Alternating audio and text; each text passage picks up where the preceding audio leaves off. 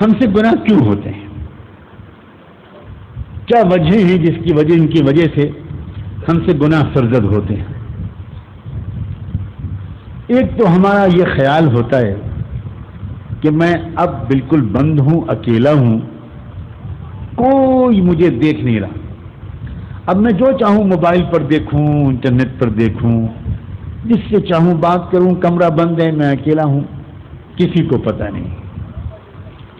اللہ نے ہماری اس غلط فہمی کو دور کرنے کے لیے ہم سے فرمایا ان ربک لبالمرصاد، تمہارا رب ہر وقت تم کو دیکھتا رہتا ہے، ہر وقت تمہارا رب تمہیں دیکھتا رہتا ہے۔ رب وہ تمہارا مربی ہے، اس لیے تمہاری نگرانی کرتا ہے، وہ تمہارا پروردگار ہے، اسے تم سے محبت ہے، تعلق ہے، اس لیے وہ تمہاری نگرانی کرتا ہے۔ گناہ کرنے کی جو دوسری وجہ ہوتی ہے وہ عام طور پر یہ ہوتی ہے کہ کسی کو پتہ نہیں چلے گا،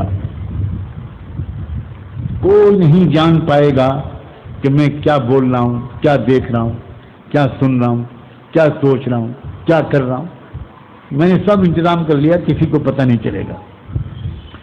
اللہ تعالیٰ نے ہماری اس غلط فہمی کو دور کرنے کے لیے ارشاد فرمایا وَيَعْلَمُ خَائِنَةَ الْأَعْيُنِ وَمَا تُخْفِي الصُّدُورُ، تمہاری آنکھوں کی چوری چھپے جو حرکتیں ہوتی ہیں وہ ان کو بھی جانتا ہے، اور آنکھ تو آنکھ، دل کے اندر، سینوں کے اندر جو چیز تم چھپائے رکھتے ہو وہ تو ان کو بھی جانتا ہے۔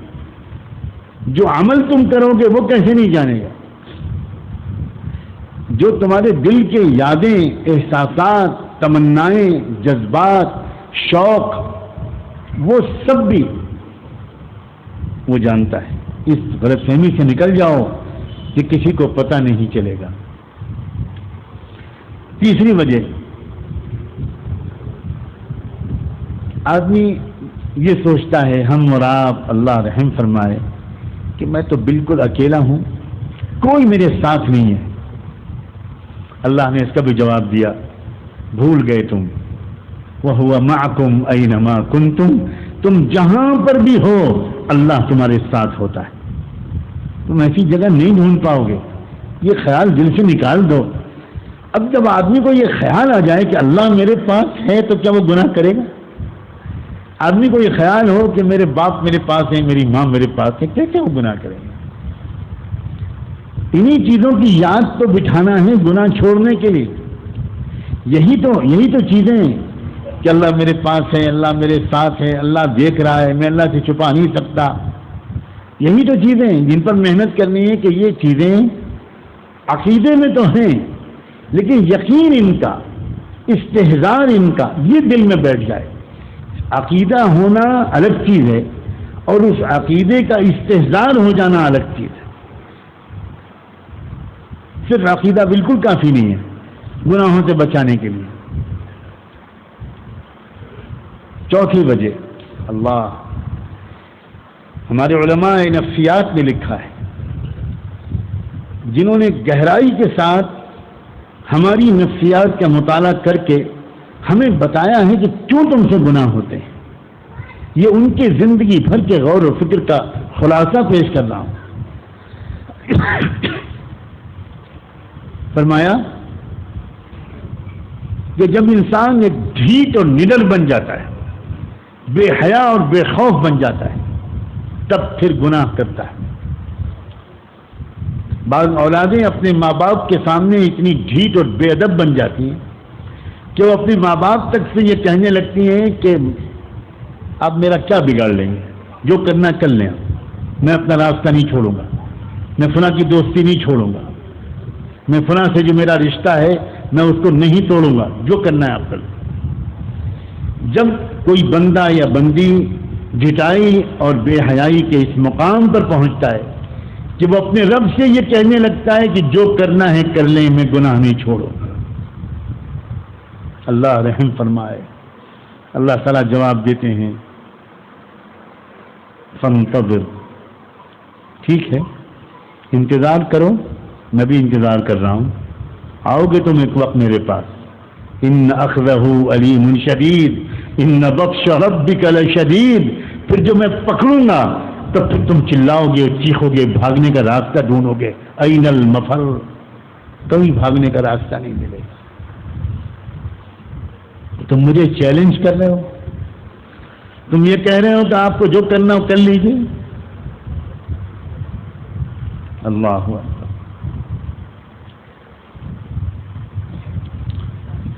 جو جو گناہ میں نے اور آپ نے اب تک کیے ہیں، اللہ نے اگر معاف نہ کیا یا آئندہ کریں گے، اس پر جو گواہ پیش ہوں گے ان کا بھی حال سوچئے. کیسے کیسے گواہ کھڑے کیے جائیں گے. سب سے پہلے فرشتوں کو گواہ بنا کر پیش کریں. وَإِنَّ عَلَيْكُمْ لَحَافِظِينَ كِرَامًا كَاتِبِينَ يَعْلَمُونَ مَا تَفْعَلُونَ. تمہارے ساتھ رہتے ہیں مستقل وہ فرشتے جو تمہارے اعمال کو لکھتے ہیں، اور یہ فرشتے گواہ بن کر کھڑے کیے جائیں گے. اللہ ہم نے اس کو یہ کرتے ہوئے دیکھا، یہ کرتے ہوئے دیکھا، یہ کرتے ہوئے دیکھا. چشمدید گواہی اللہ کی عدالت میں سچے گواہ بن کر فرشتے کھڑے ہوں. دوسرا گواہ ہمارے اعمال کا ریکارڈ پیش کیا جائے گا. اعمال نامہ. ووضع الكتاب فترى المجرمين مشفقين مما فيه ويقولون يا ويلتنا ما لهذا الكتاب لا يغادر صغيرة ولا كبيرة. اللہ کیا حال ہوگا اس اعمال نامے کا جو انسانوں کے ہاتھ میں دیا جائے. چیخ چیخ کر انسان روئے گا، دہاڑے گا، کیا کروں میں، کہاں چھپاؤں. میری چھوٹی سی چھوٹی حرکت بھی ایسی نہیں ہے جو اس اعمال نامے میں درج نہ ہو. لا یغادر صغیرۃ ولا کبیرۃ الا احصاها ووجدوا ما عملوا حاضرا. ذرا تصور تو کریں، اگر وہ یہ حشر میرا ہوا تو میرا کیا حشر ہوگا. ایک آدمی ذرا سوچے، خالی سنو مت، تھوڑی دیر سوچو کہ یہ سب سچ ہے کہ نہیں. اعمال نامہ پیش ہوگا کہ نہیں ہوگا.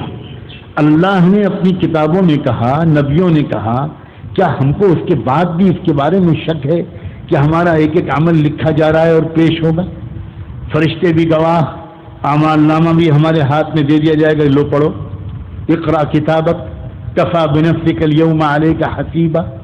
پڑھ اپنی کتاب، اپنا اعمال نامہ خود پڑھ، اور آج تو اپنی نفس کا حساب خود لے.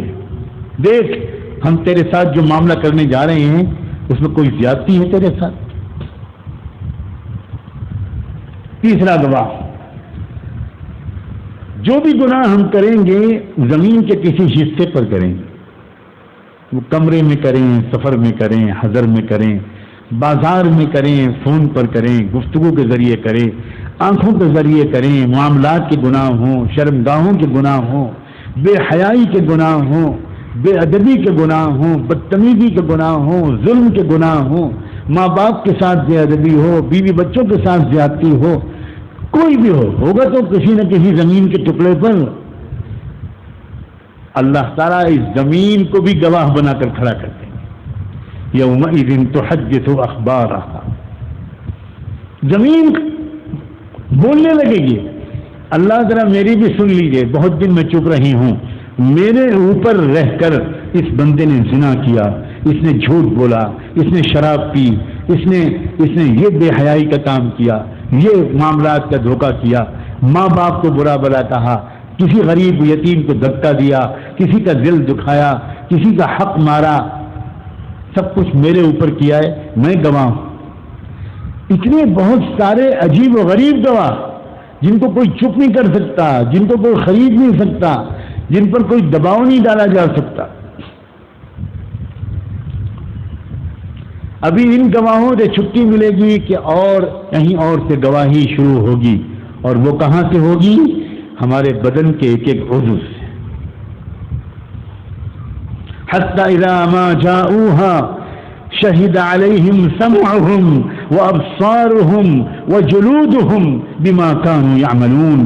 جب پہنچیں گے بندے وہاں تو پھر ان کے کان گواہی دینا شروع کریں گے، اللہ آپ نے دنیا میں تو ہم کو بولنے کی اجازت نہیں دی، اس بندے کو آپ نے کان دیے تھے، ہمیں اس بندے کا بدن کا حصہ بنایا تھا کہ آپ کی حمد و ثنا سنیں، قرآن سنیں، دین کی باتیں سنیں، یتیموں کی آواز اور چیخ و پکار سنیں، مگر آپ کے اس بندے اور بندی نے ہم کو استعمال کیا میوزک سننے کے لیے، گانے سننے کے لیے، غیبت سننے کے لیے، الزام تراشیاں سننے کے لیے۔ یہ کان گواہی ہے۔ سمعہم و ابصارہم، کانوں کی گواہی مکمل ہوگی تو آنکھ گواہ بن کر کھڑی۔ کیا ہوگا؟ بے بسی کا عالم، میری آنکھ بول رہی ہے میرے خلاف، میں کچھ نہیں کر سکتا۔ اللہ لاکھوں لاکھ مرتبہ اس انسان نے مجھے استعمال کیا نامحرم کو دیکھنے کے لیے، تصویروں کو دیکھنے کے لیے۔ میں کچھ نہیں کر سکتی تھی، آپ نے مجھے اس کا تابع بنا دیا تھا، میں تو کچھ کر نہیں سکتی تھی۔ آج آپ نے موقع دیا ہے انصاف کے دن کہ میں بھی کچھ اپنا درد دل کہوں تو میں کہہ رہی ہوں۔ وجلودہم، اس آیت نے فرمایا اور انسان کے بدن کی کھال، اس کے بدن کی کھال گواہی دے۔ کتنا ہم نے آخرت کے دن کو آسان سمجھ رکھا ہے، کیا ہو رہا ہے، آخرت کی تفصیلات یاد نہیں رہتی، آخرت کی وجہ سے کوئی دل میں خوف نہیں پیدا ہوتا۔ ایک دن ایسا آنے والا ہے، یوم نختم علی افواہہم وتکلمنا ایدیہم وتشہد ارجلہم بما کانوا یکسبون، جس دن ہم انسانوں کی زبانوں پر تو لگا دیں گے مہر، یہ بہت بول چکے تم، اب چپ رہو، اب تمہارے بولنے کا وقت نہیں ہے، اب بدن کے دوسرے اعضاء بولیں گے۔ کیا ہوگا؟ وتکلمنا ایدیہم، اور اللہ تعالیٰ فرمائیں گے اب لوگوں کے ہاتھ بولنا شروع کریں گے، اللہ اس بندے نے ہمیں استعمال کن گندے کاموں کے لیے کیا، کس ناجائز سودوں کے لیے کیا، ہم کو آپ نے اس کے حوالے کیا تھا، اس کے بدن میں ہاتھ بنائے تھے آپ نے کتنے اچھے کاموں کے لیے، اور اس نے کہاں کہاں ہم کو استعمال کرایا، آج ہم آپ کو بتاتے ہیں کیا کیا اس نے۔ وتشہد ارجلہم، اور پیر گواہی دیں گے۔ ایک آیت میں ذکر ہے کان کا، آنکھ کا اور کھالوں کا، اور ایک آیت میں ذکر ہے ہاتھوں کا اور پیروں کا۔